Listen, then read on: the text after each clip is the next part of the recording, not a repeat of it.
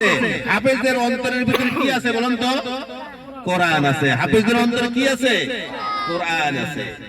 তাহলে এই কোরআন আমাদের কবরে সুপারিশ করবে, কবরে আমাদের সঙ্গী হবে। দুনিয়ার কেউ যাবে না কবরে, মা যাবে না, বাপ যাবে না, ভাই যাবে না, বন্ধু যাবে না, কেউ কি আমাদের সাথে যাবে?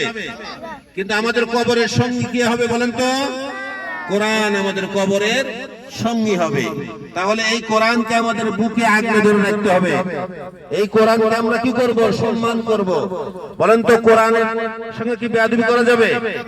কোনো বেয়াদবি করা যাবে না। তো এই কোরআন আরো কি হবে?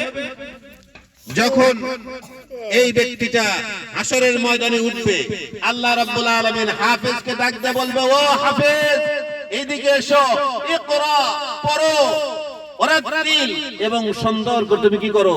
তেলাওয়াত করো।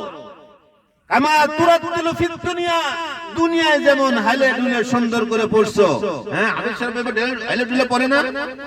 এইভাবে দুনিয়াতে যেমন হাইলে দুলে সুন্দর করে পড়ছো, আজকে হাসরের ময়দানে তুমিও কি করো? ওইভাবে তেলাওয়াত করো, একটা করে আয়াত পড়ো আর একটা করে জান্নাতের তালায় চলো। সুবহানাল্লাহ।